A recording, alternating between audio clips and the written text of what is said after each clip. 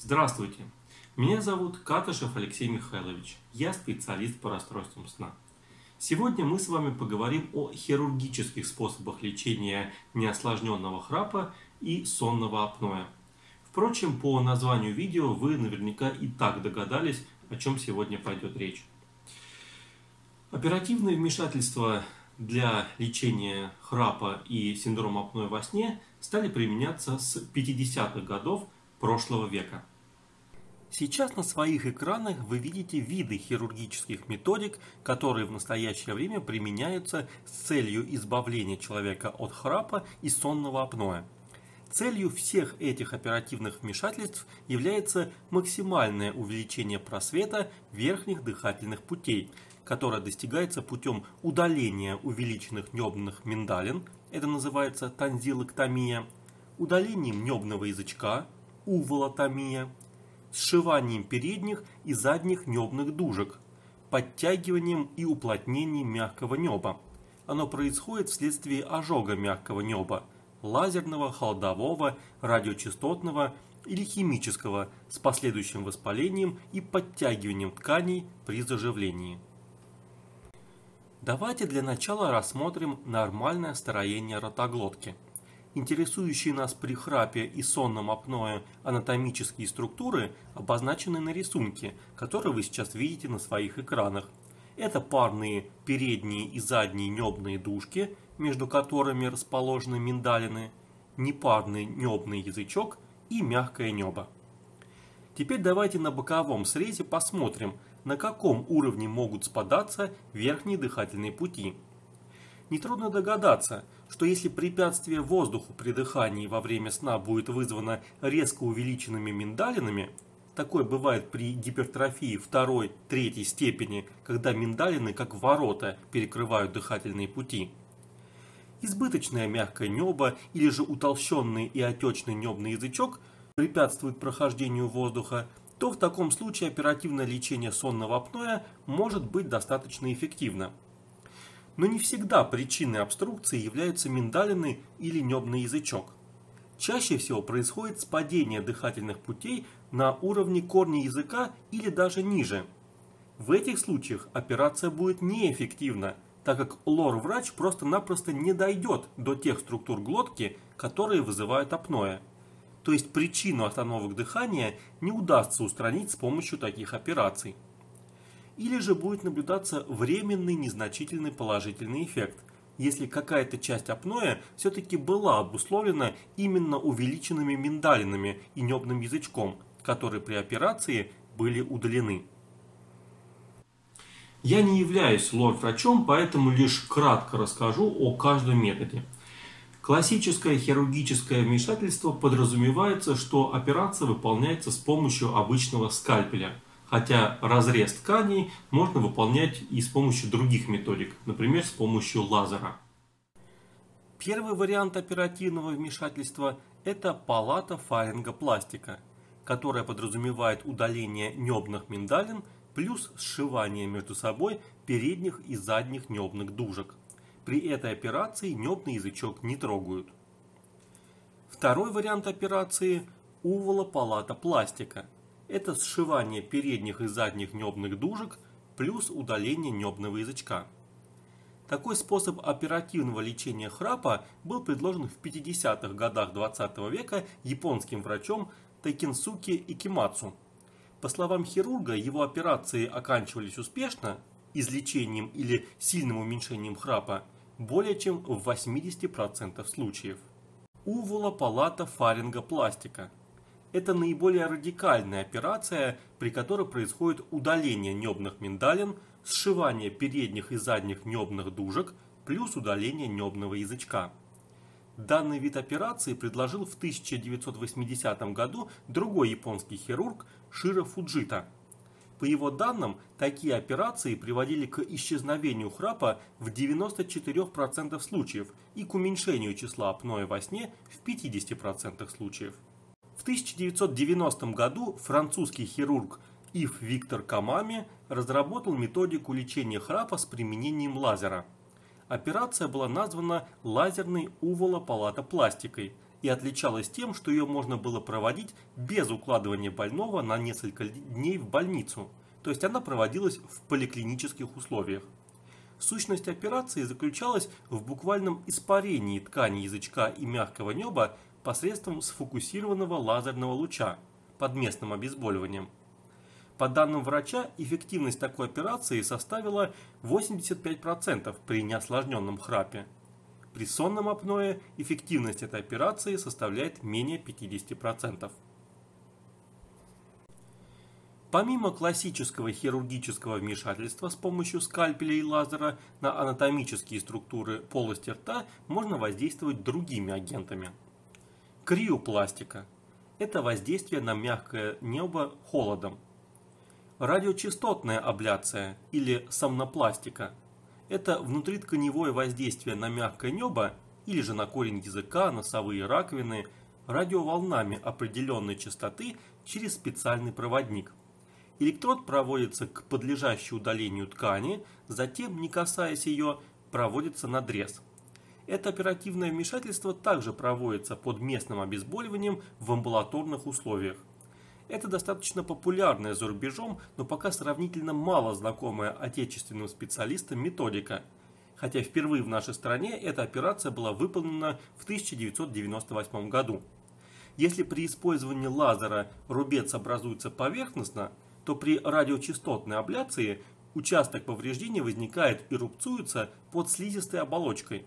Поэтому такое вмешательство менее болезненно, легче переносится и сопровождается меньшим числом побочных эффектов. Эффективность операции в отношении неосложненного храпа составляет от 80 до 90%. Инъекционный метод или сноропластика – это введение в ткани мягкого неба специальных препаратов, которые вызывают химический ожог. Изначально использовали этиловый спирт или спиртоновокаиновую смесь, но до сих пор продолжается поиск более эффективных склерозирующих веществ. В России этот метод лечения практически не используется. К хирургическим операциям третьего эшелона, когда предыдущие вмешательства не привели к уменьшению храпа и апноэ, относят сложные методики, направленные на увеличение просвета верхних дыхательных путей. Существуют операции по переносу точек прикрепления некоторых мышц с одного места кости на другое, например, подбородочной язычной мышцы, которая после этого сильнее оттягивает основание языка вперед. Просвет дыхательных путей после такой операции увеличивается на 3-5 мм.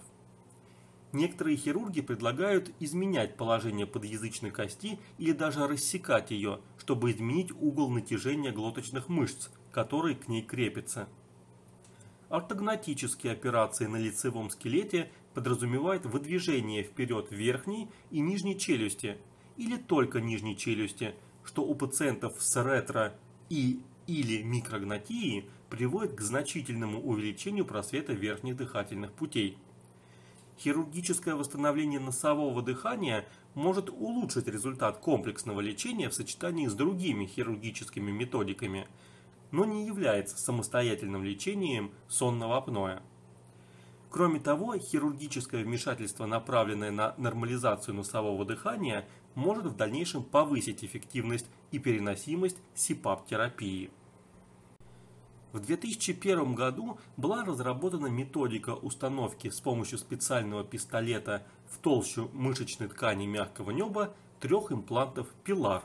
Это такие полимерные нити длиной 18 и диаметром 1,5 мм. Установка импланта провоцирует воспалительную реакцию, которая ведет к формированию фиброзной капсулы вокруг имплантов.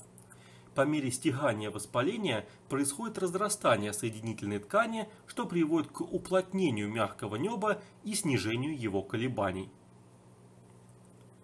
Говоря о лечении сонного апноэ, нельзя не упомянуть о таком методе лечения, как установка постоянной трахеостомы.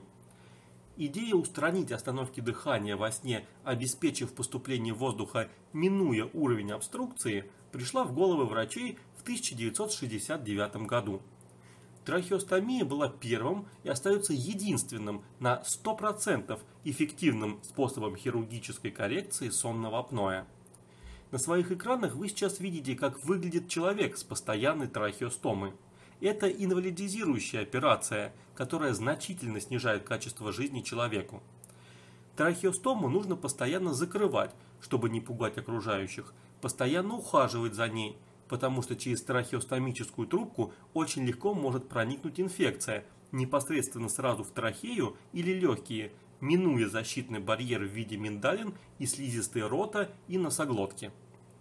Голос человека с трахеостомой становится очень тихим, отверстие приходится плотно закрывать, чтобы иметь возможность вообще вести беседу. Сейчас на экране вы видите схему работы трахеостомы. В шее делается отверстие, куда вставляется трубка. При спадении дыхательных путей на уровне глотки ночью человек начинает дышать через эту самую трубку, что называется в обход. Такой способ избавить человека от остановок дыхания во сне сейчас имеет лишь историческое значение. Ее выполняет лишь в исключительных случаях при крайне тяжелой форме заболевания и невозможности проведения неинвазивной альтернативы в виде СИПАП-терапии. Какие же эффекты могут наблюдаться после хирургического лечения храпа и синдрома апноэ сна? Самый лучший вариант – это, конечно же, полное выздоровление. Однако на такой результат нужно надеяться в том случае, если изначально у человека был неосложненный храп, то есть который не сопровождается остановками дыхания во сне. В таком случае эффективность операции действительно очень высока, и она составляет около 90%.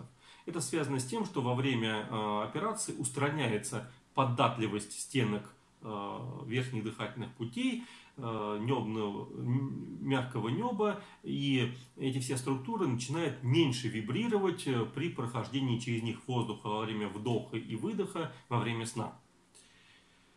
При легкой степени синдрома апноэ сна эффективность оперативного лечения составляет в районе 50%. И только в том случае, если основной причиной остановок дыхания во сне являются увеличенные небные миндалины, утолщенный длинный небный язычок или же избыточное мягкое небо. При апное во сне средней или тяжелой формы эффективность хирургического вмешательства составляет меньше 20%, потому что в этих случаях развитие остановок дыхания происходит на более низком уровне, куда лор-врачи попросту не добираются, о чем я говорил в начале ролика. Временное улучшение связано с частичным устранением причины апноэ, а также с травматичностью операции, потому что зачастую в течение 1-2 недель после проведенного хирургического вмешательства человек просто не может нормально питаться из-за боли, ему больно глотать. Соответственно, он за это время теряет в весе 10% или даже больше от исходного своего веса, а это, как мы уже знаем, приводит к улучшению дыхательных параметров во время сна на 25-50%. Об эффективности снижения веса при сонном апное я рассказывал подробно в 13-м выпуске. Кто не смотрел тот ролик, обязательно посмотрите. Ссылка на плейлист со всеми роликами, посвященными болезни остановок дыхания во сне, будет в описании под видео. Следует также отметить, что сами лор-врачи считают эффективным лечением именно 50% улучшение дыхательных параметров. То есть, если изначально у человека было 40 остановок дыхания в час, то есть индекс апноэ-гипопноэ у него был 40, а через несколько недель после проведенного хирургического вмешательства было проведено повторное ночное исследование, и там индекс апноэ-гипопноэ уменьшился вдвое, то есть до 20, то лор-врачи посчитают такую операцию успешной. Однако то, что у человека все еще сохраняется 20 остановок дыхания в час, это по сути средняя степень тяжести, лор-врачей никак волновать не будет. Ну а после заживления раневой поверхности и возвращению к обычному режиму питания, вес набирается и в некоторых случаях может даже превысить предоперационные значения. Соответственно, и степень тяжести сонного апноэ тоже увеличивается, она может достигнуть исходной. И таким образом эффективность операции она будет временной, и эффект будет сохраняться от нескольких недель до нескольких месяцев.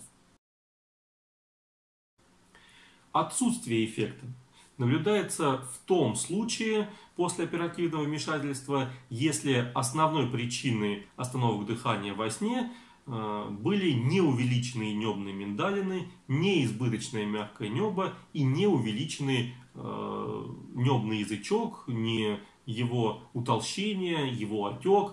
Если причинами остановки дыхания во сне была ретро- или микрогнатия, маленькая западающая назад нижняя челюсть, ожирение, то есть когда жировое отложение вокруг дыхательных путей просто механически их сдавливают извне, или же спадение дыхательных путей происходит ниже уровня проводимой операции, на уровне корня языка или надгортанника, то в таком случае оперативное лечение оно будет совершенно неэффективно, и об этом я уже говорил в начале ролика. И, наконец, возможно даже ухудшение состояния. При развитии послеоперационных осложнений может появиться гнусавость голоса или попадание пищи в дыхательные пути, может развиться фарингостеноз. Это рубцовый стеноз, то есть сужение глотки. Может происходить западение языка во время сна из-за избыточного удаления мягких тканей мягкого неба. Да, если удалить тканей больше, чем нужно, то это тоже ни к чему хорошему не приведет, как вы понимаете. Еще одной проблемой операции от храпа и остановок дыхания во сне является то, что лор-врачи не спешат перед операцией проводить какую-то диагностику, направлять своих пациентов к врачам-сомнологам для проведения полисомнографии или респираторной полиграфии. Они сразу предлагают выполнить операцию по поводу храпа или сонного апноэ и мало заботятся о последствиях. А пациенту уже постфактум, после операции, очень сложно доказать, что операция была неэффективной или после операции даже стала хуже, потому что сравнить-то не с чем. Ко мне за несколько лет практики неоднократно обращались пациенты, которым лор-врачи выполняли различные операции, удаляли небные язычки.